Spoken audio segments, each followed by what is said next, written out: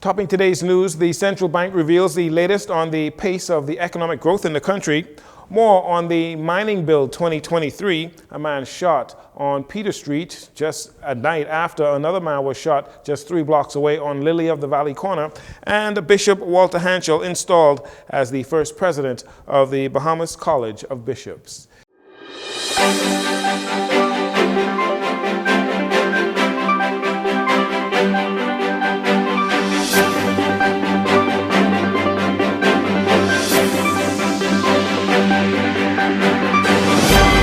On one hand, the Davis administration has boasted of the economic growth and stability in the country. On the other hand, the official opposition has said that growth is not being felt on the ground by ordinary Bahamians. Well, on Monday, Governor of the Central Bank of the Bahamas, John Roll, provided the 2025 first quarter update on the performance of the Bahamian economy.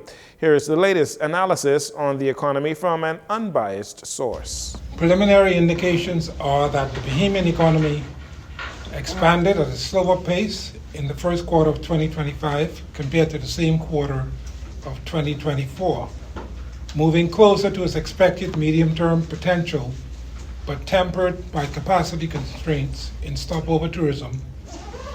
The economy continued to attract healthy foreign investment inflows, providing a corresponding boost to construction and related employment.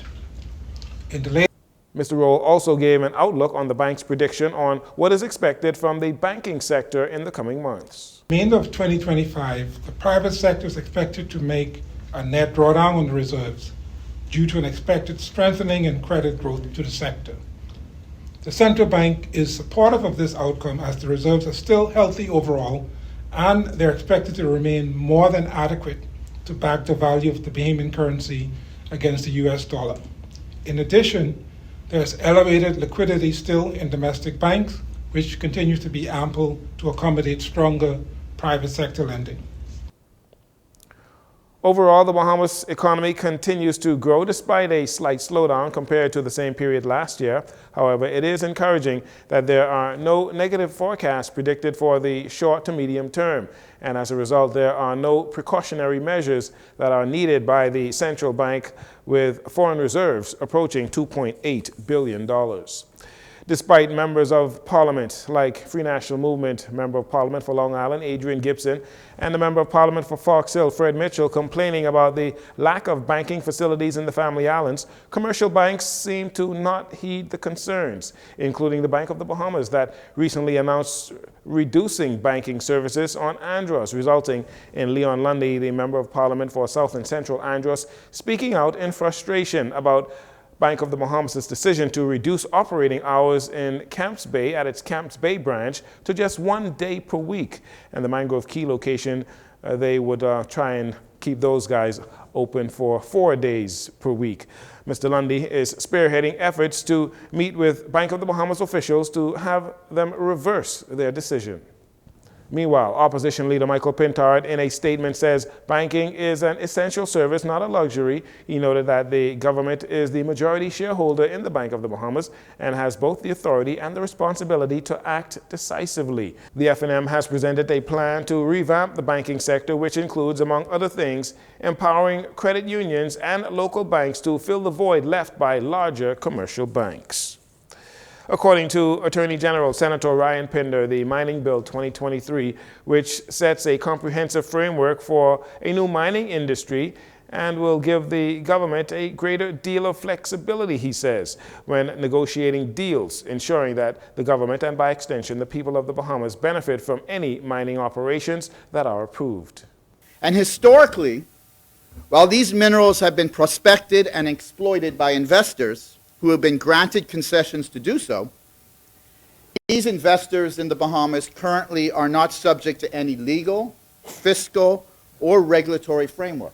It is a significant void within our regulatory environment as a jurisdiction. As a result, the imposition of a legal framework which balances the competing interests while protecting the rights and communities and individuals, while preserving the environment and the use of finite resources in our jurisdiction, and recognizing the national interest in exploiting mineral wealth is of particular importance. These are all elements that must be balanced together when you talk about mining or extraction activities in our jurisdiction.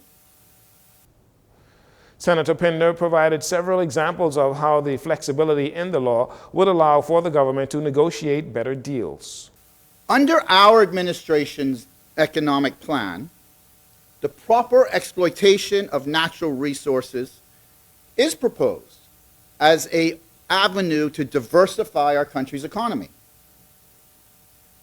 to create jobs, to create a more inclusive economic framework for the benefit of Bahamians.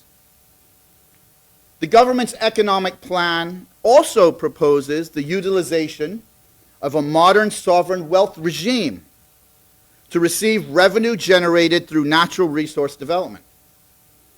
Under the provisions of this bill we debate today, not only will a mining industry be established, but the revenues of such industry are proposed to be allocated to a specific subfund under the National Investment Fund Act, which we passed earlier in our administration.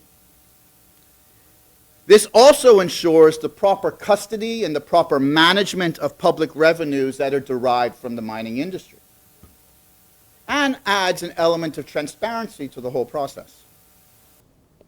Senator Pinder said a draft mining agreement template has been made for the government and will form the basis of all mining agreements, which also allows the government to add additional oversight measures or impose additional fiscal obligations on any mining operation. Meanwhile, opposition Senator Darren Henfield says the bill gives too much power to the minister and ultimately to the cabinet of the Bahamas. He recommends a mining commission be established to oversee the industry. On April 27, 1965, there was a crucial event in the struggle towards majority rule and later independence in the Bahamas. On that day, 60 years ago, known as Black Tuesday, the opposition leader Lyndon Pinling threw the Speaker's mace out of the window of the House of Assembly. He was followed by Marlo Butler, who did the same with the hourglass of the House, both symbols of authority in Parliament. The event accelerated the move to a majority-rule government in the country. On Monday, the University of the Bahamas opened an exhibition in the main lobby of the Harry C. Moore Library to commemorate this event. The general public, you are encouraged to visit and view the exhibition to gain a greater appreciation for that time in Bahamian history. And finally, in this segment, the Bahamas College of Bishops held an inaugural service last night for the installation of Bishop Walter Hanschel as the president of the Bahamas College of Bishops at Greater Bethel Cathedral. Bishop Hanschel received tributes from Prime Minister Philip Davis, opposition leader Michael Pintard, and Coalition of Independence leader Lincoln Bain. The Prime Minister praised Bishop Hanschel for his many talents, sacrifices, and unyielding belief in the goodness of people and his faith in God. As someone who has witnessed Walter's integrity up close, I've seen his heart committed to justice, to compassion, to serving the least among us. In founding Great Commission Ministries in 1987, Walter answered a call not for comfort or acclaim, but for service. Service to the hungry, the homeless, and the hurting.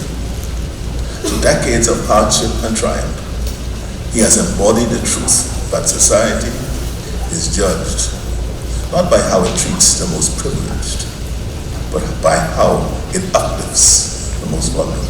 Mr. Pintard says Bishop Hanschel has been an example to so many men and women while training them, not only through the teachings he provided from the Book of Christ, but also through the examples that he set in his daily life. But you've chosen to be, I believe, the best of all entrepreneurship, a social entrepreneur, someone who have decided to pick a cause and dedicate your life to serving people who relied on the outcome of that cause. As a result of you, many men and women, many children do not go to bed hungry. And we are grateful, not only for you being a part of providing the physical food that sustains them physically, but providing the spiritual food that sustains this country. COI leader Lincoln Bain also gave remarks expressing his deep respect for Bishop Hanschel. Bishop Hanschel was delighted and was grateful to those that came out to support him. But I would like to say a heartfelt thank you to each and every one of you here today who came to celebrate this historic event. In the history of the Bahamas, to my knowledge, this is the first established College of Bishops in our existence. And I can tell you without a shadow of a doubt that from 2018, when this organization was established, to this very moment, we've not had one dissension, we've not had any drama, we've not had any infighting. We have all been united for the same cause, to destroy the works of the devil, to build the kingdom of God, and to uplift the people of the Bahamas. The College of Bishops provides a community of formation and education for newly consecrated, active, and retired bishops, assisting them to better serve as leaders in God's mission. You're watching JCN TV 14. We'll take a break here. We'll be right back following these commercials.